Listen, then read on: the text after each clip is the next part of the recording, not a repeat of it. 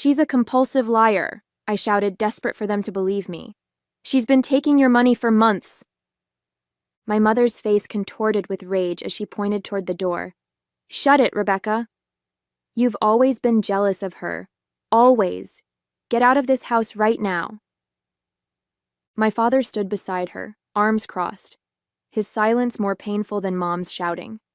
Neither of them would even look at the bank statements in my hand. "But I can prove—" "Out!" Mom screamed, her voice cracking. "We don't want to hear any more of your lies." I stood frozen in our living room, surrounded by family photos where Olivia always seemed to be centered, always smiling, always perfect. My own face was often half cut off or caught mid-blink. A fitting metaphor for my entire existence in this family. I'm Rebecca Jensen, 22 years old, a finance major at Denver University, and I've just been accused of stealing from my parents. The truth? I've been working 2 jobs while keeping a full course load, sending them $400 every month to help with bills, and my sister Olivia has been taking credit for it. Worse, she's been stealing additional money from them and somehow convinced them I'm the thief. All I wanted was recognition, just once, that I was the responsible daughter, the one they could count on. Instead, I got thrown out of my childhood home 3 days before Christmas, clutching useless bank statements that my parents refused to even glance at. I trudged through the snow to my beat-up Honda, tears freezing on my cheeks in the Colorado winter air. Through the living room window, I could see Olivia hugging our mother, patting her back consolingly. The perfect daughter comforting our parents after the terrible trauma I had supposedly caused them. As I started my car, my phone buzzed with a text from my dad. "We're cutting you off. No more tuition help. If you want to make things right, return what you took and apologize to your sister." I slammed my palm against the steering wheel. Return what I took? I hadn't taken anything. And now they were cutting off the partial tuition help that had been my only financial support from them. Meanwhile, they fully funded Olivia's education, her apartment, her car. Before pulling away, I noticed something odd. Olivia had stepped away from our parents and was frantically texting someone, her face drawn with panic rather than the smug satisfaction I'd expected. When Dad approached her, she quickly pocketed her phone and plastered on a smile. Something wasn't right. This wasn't just about taking credit for my financial help anymore. The look on her face was pure fear. What exactly was my sister hiding? Growing up as Olivia's younger sister meant living in a perpetual shadow. She was the pretty one, the social butterfly, the daughter who made my parents proud at every turn. I was the awkward one, too serious, too focused on books and numbers. By high school, the pattern was firmly established. Olivia received praise for B- grades while my straight A's were simply expected. When we both enrolled at Denver University, I thought things might change. I chose finance, working toward a practical career that could provide stability. Olivia changed majors 3 times before settling on communications, more interested in the social scene than academics. Yet somehow, my parents still saw her as the golden child. Last spring, when Dad lost his job at the engineering firm, our family finances took a hit. Mom's teacher salary wasn't enough to cover the mortgage, bills, and support 2 college students. I immediately picked up a second job at a campus coffee shop on top of my weekend retail position. Every month since July, I'd been transferring $400 to my parents' account, a significant chunk of my earnings. Initially, I didn't tell them. I wanted to help without making Dad feel like he'd failed as a provider. But when he found a new job with lower pay, Mom mentioned how grateful they were for Olivia's monthly contributions. I was confused but thought it was a misunderstanding. Until 3 days ago when I discovered the truth, Olivia had been taking credit for my transfers. She'd even shown them fake bank statements, somehow editing her name in place of mine. When I confronted her privately, she just laughed. "They'd never believe it was you anyway," she said with a shrug. "I'm the one they expect to take care of them." Despite our differences, I'd never truly resented my sister before that moment. We'd grown apart over the years, but I still remembered the times she'd stood up for me against bullies in middle school, or helped me get ready for my first date. Part of me still wanted to believe there was goodness in her. But recently I'd noticed changes. She'd become secretive, disappearing for hours without explanation. Her spending habits made no sense. One week complaining about being broke, the next showing up with expensive new clothes. She'd asked to borrow my car late at night for mysterious errands. Once I found a matchbook from Golden Peak Casino in her coat pocket when she asked to borrow a scarf. When I mentioned it casually, her reaction was strangely defensive. "I was just there for dinner with friends," she snapped, snatching the matchbook away. I should have paid more attention to these warning signs. Maybe then I could have prevented what happened next, the betrayal that would eventually tear our family apart. The morning after being thrown out, I was awakened by a call from my mother. "Rebecca, your father's credit card statement came in. There are 3 cash withdrawals from ATMs at Golden Peak Casino, totaling $2,000 this month alone." Her voice was cold, accusing.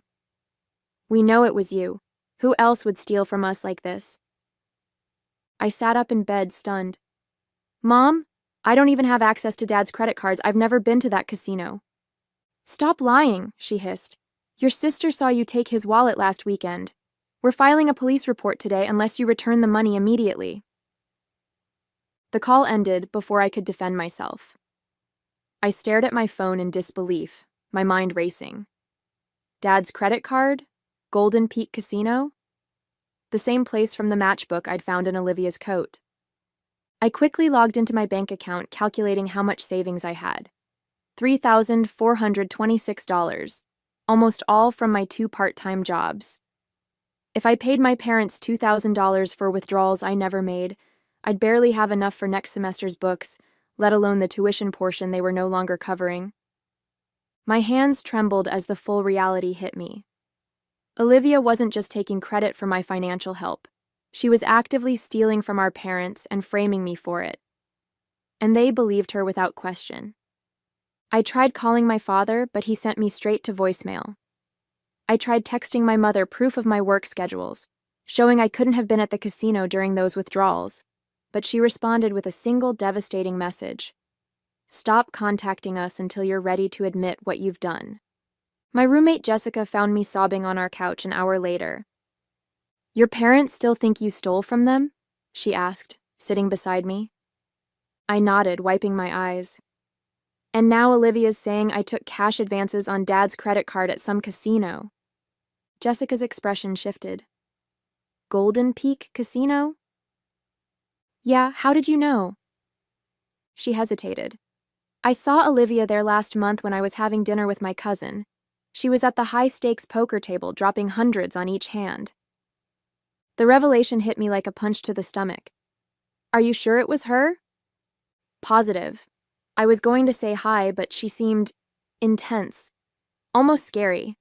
I watched her lose at least $1,000 in 20 minutes. Pieces started falling into place. The late-night disappearances, the unexplained new clothes, the defensive reaction to the matchbook. Olivia had a gambling problem, and she was using our parents' money to fund it, while making me the scapegoat. "I need to tell my parents," I said, reaching for my phone. Jessica gently pushed my hand down. "Think about it, Beck. They've already chosen to believe her over you despite your evidence. You need more proof." "Like what?" "Like catching her in the act. Casino security footage, credit card records, something they can't deny." She was right. Simple denials wouldn't work against Olivia's manipulation. I needed irrefutable evidence. That night, I lay awake making plans. I'd uncover the truth about my sister's gambling addiction and clear my name, but I'd need to be smart about it. One wrong move, and I'd lose what little credibility I had left with my parents. For now, I'd gather information quietly. The thought of exposing Olivia didn't bring me joy, just a heavy resignation. How had we come to this?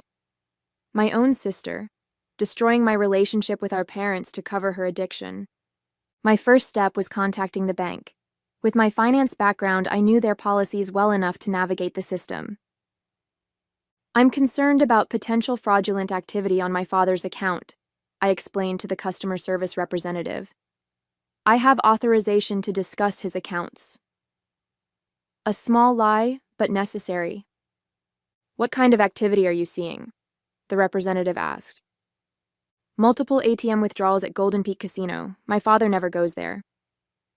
After verifying my identity, thankfully I knew all my dad's security question answers. They agreed to send statements from the past 6 months to my email. When the documents arrived, my stomach dropped. The casino withdrawals weren't just from this month. They'd been happening regularly since August, starting with small amounts and gradually increasing, all on days and times when I had verifiable alibis, work shifts, or classes with attendance records. I printed everything and compiled a folder of evidence, including my work schedules and bank statements showing my own transfers to my parents. With renewed determination, I drove to my parents' house the next morning. Mom answered the door, her expression hardening when she saw me. I have proof it wasn't me, I said, holding up the folder. Please, just look at these documents. More fabricated evidence? She started to close the door. Mom, please. These are official bank records. The withdrawals happened while I was at work. I can prove I was nowhere near that casino. For a moment, I thought she might listen. Then Olivia appeared behind her. Is that Rebecca? She asked, her voice dripping with fake concern. Mom, you shouldn't be talking to her. Remember what Dad said about enabling her lying? I'm not lying. I thrust the folder forward. The bank confirmed the withdrawals happened during my work shifts. Mom hesitated, then took the folder. A small victory. You should leave now, she said coldly. We'll review these and contact you if necessary. It wasn't the reconciliation I'd hoped for, but it was something. I returned to my apartment feeling cautiously optimistic. That evening, Jessica found me studying at our kitchen table. Any word from your parents? She asked. Not yet, but Mom took the documents. That's progress, right? Jessica didn't look convinced. I hope so. My phone rang. Dad's number. My heart raced as I answered. Rebecca? His voice was strained. We need to talk about these accusations you're making. They're not accusations, Dad. They're facts. I've been sending you money, not stealing it. We reviewed your documents. Olivia explained everything. My hope deflated as he continued.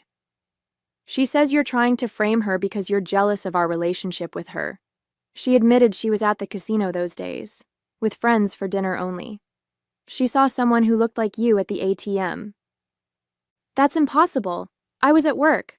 Call my manager, check the college attendance records. Enough. He cut me off. Olivia has been nothing but supportive. She even offered to cover the missing money, despite your attempts to blame her. My mind reeled. She was doubling down on her lies, and they were still believing her.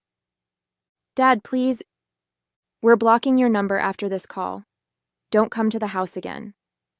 When you're ready to admit what you've done and apologize to your sister, we'll reconsider our relationship. The line went dead.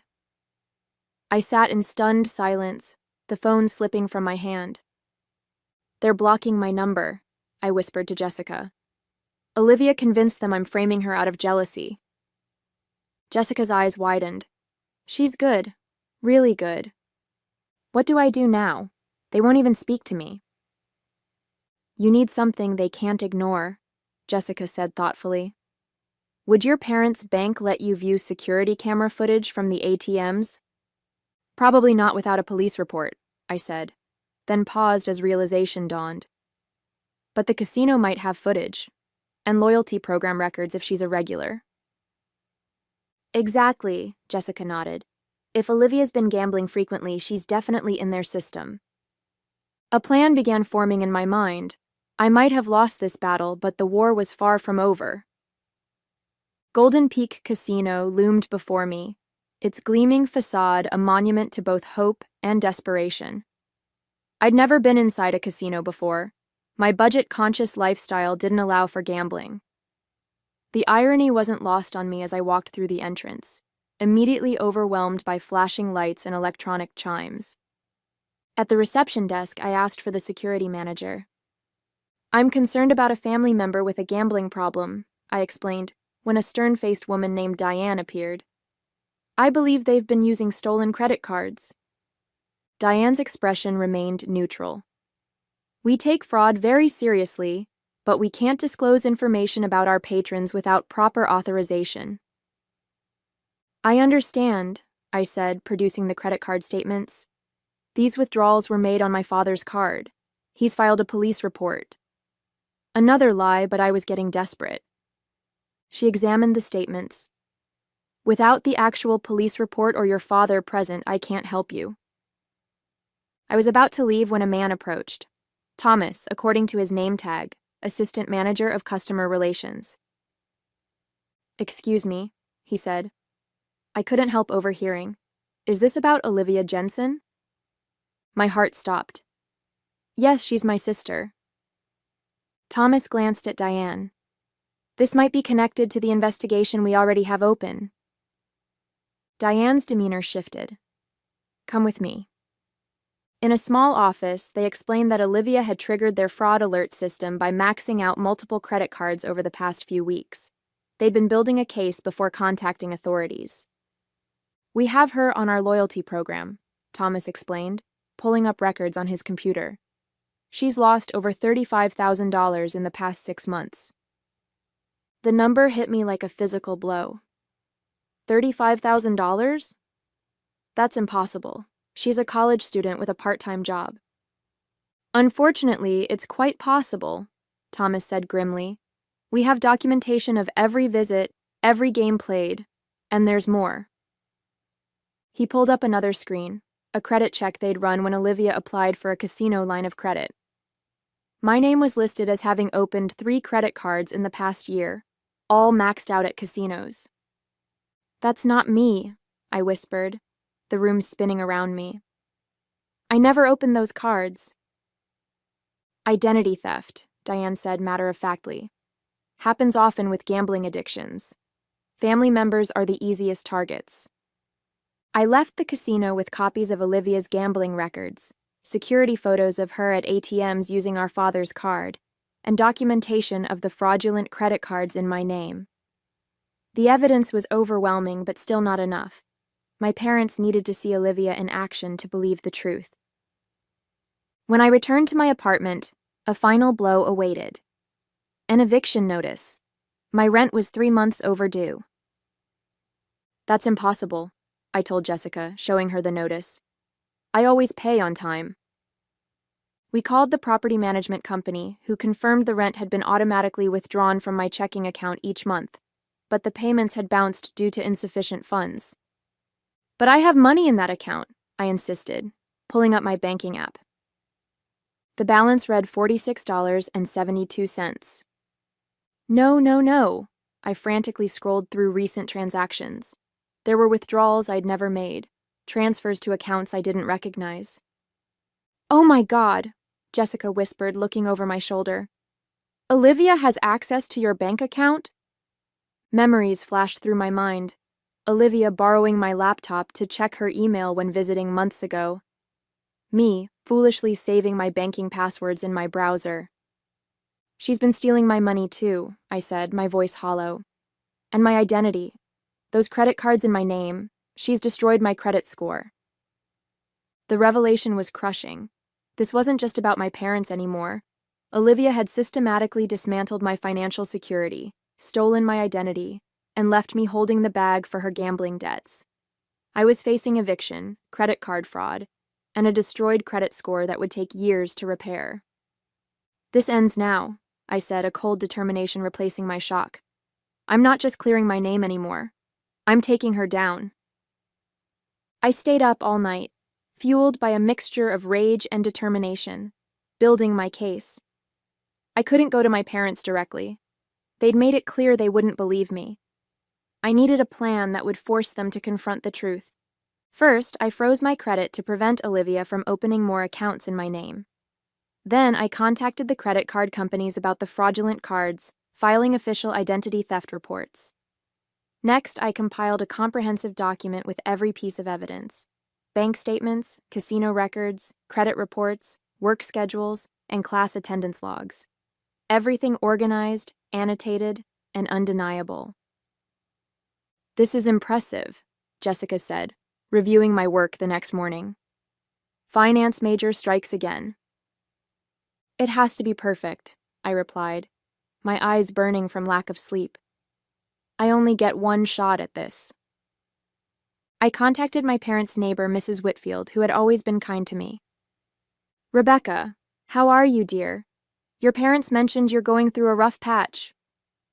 That's one way to put it, I said carefully. Mrs. Whitfield, I need a huge favor. It's important. She agreed to host a small intervention at her house. She would invite my parents over for coffee and provide a neutral ground for our confrontation. I knew they wouldn't come if I invited them directly. With that arranged, I made my final move. I texted Olivia from a new number, pretending to be a gambling contact. Big game tonight at Golden Peak. Your credit line is approved for another $10,000. She replied immediately, I'll be there. Save me a seat at the high-stakes table. Perfect. Now I knew exactly where she would be while I was meeting with our parents. The day arrived. I sat in Mrs. Whitfield's living room, my evidence folder on the coffee table, my heart pounding. When the doorbell rang, Mrs. Whitfield greeted my parents warmly. Rebecca's here, she said as she led them in. She has something important to discuss. Their faces hardened when they saw me. Mom turned to leave. Please, I said quickly, give me 15 minutes, that's all I ask. We told you not to contact us until you apologize to your sister, Dad said coldly. If you still want me to apologize after seeing this evidence, I will, I promised. 15 minutes. Mrs. Whitfield gently urged them to sit. Listen to your daughter, please. Reluctantly, they sat on the couch opposite me. I handed them the folder. Everything is organized chronologically. Bank statements, casino records, credit card fraud reports, and identity theft documentation. I've highlighted the important parts.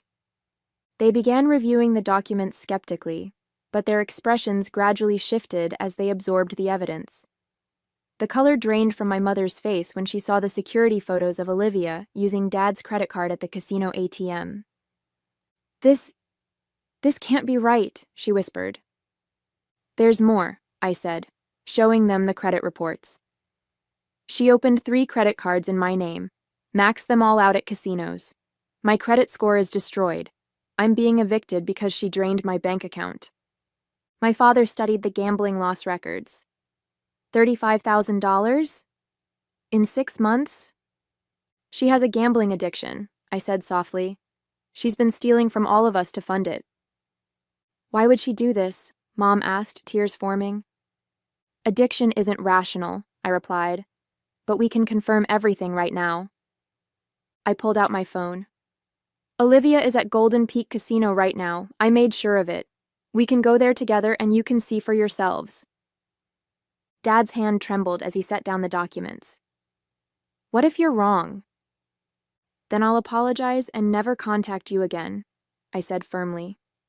But I'm not wrong. They exchanged a long look, years of family dynamics hanging in the balance.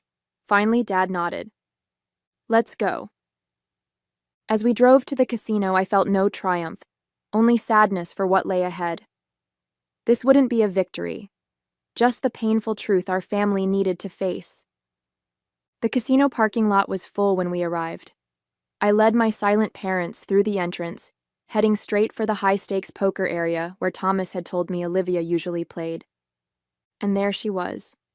Olivia sat at the poker table, surrounded by chips, her face locked in intense concentration. She didn't notice us at first, too focused on her cards. My parents froze beside me, watching their golden child place a bet worth more than a month's mortgage payment. Thomas, the assistant manager, approached us quietly. That's her 3rd buy-in tonight, he informed us. She's already lost $4,000. My mother made a small, wounded sound. Olivia looked up at the noise, her expression shifting from confusion to horror as she registered our presence. The cards fell from her hand. Security has been monitoring her, Thomas continued, handing my father a tablet showing footage of Olivia at the ATM earlier that evening, using what appeared to be multiple cards. We have reason to believe she's been using fraudulent or stolen credit cards. Mom? Dad? Olivia stood, abandoning her chips. What are you doing here? The better question, my father said, his voice barely controlled, is what are you doing here? Casino security approached, flanking Olivia. Thomas addressed her formally. Ms. Jensen, we need to discuss the credit cards you've been using tonight. We have reason to believe they're not authorized. This is a mistake, she stammered, eyes darting between my parents and the security officers. I can explain everything. My father held up the folder of evidence I'd compiled. Like you explained Rebecca's theft, or how you explained the withdrawals from our accounts, or the credit cards you opened in your sister's name. The blood drained from Olivia's face as she realized the full extent of what had been uncovered. The careful house of lies she'd built was collapsing around her. I was going to pay it all back, she whispered. Tonight was going to be my big win. My mother began to sob. My father simply looked broken. The security officers stepped forward. Ms. Jensen, please come with us. As they led her away, she looked back at me, her eyes filled with a mixture of shame and rage. I held her gaze, not with triumph, but with sadness for everything our family had lost. The aftermath was both vindicating and heartbreaking. My parents and I sat in a conference room at the casino while Olivia met with security in another. Thomas explained the full extent of her gambling problem. Thousands of dollars lost over months, escalating dramatically in recent weeks. The credit card fraud, the identity theft, the systematic deception, all laid bare under the harsh fluorescent lights. We won't press charges on behalf of the casino, Thomas explained, but the credit card companies and banks may have different policies. My parents nodded numbly. The shock had rendered them almost mute, occasionally glancing at me with eyes full of regret and apology. When they finally brought Olivia in, she looked small and defeated. The confident golden child was gone, replaced by a scared young woman facing the consequences of her addiction. I'm sorry, she whispered, unable to look any of us in the eye. I didn't mean for it to go this far. My father, his voice thick with emotion, outlined what would happen next. Olivia would enter a treatment program for gambling addiction. She would work to pay back everything she'd stolen. There would be no criminal charges if she complied, but there would be strict oversight of her finances. And you will apologize to your sister, my mother added firmly, and do whatever it takes to help repair her credit. As we left the casino, my father put his arm around my shoulders, a gesture of affection I couldn't remember receiving since childhood. Rebecca, we failed you, he said simply. We should have believed you from the start. We were so blind, my mother added, tears streaming down her face. Can you ever forgive us? I nodded, too overwhelmed for words. The validation I'd sought for so long had finally come, but at such a cost. The next day, I moved back into my childhood home temporarily, while sorting out my financial situation.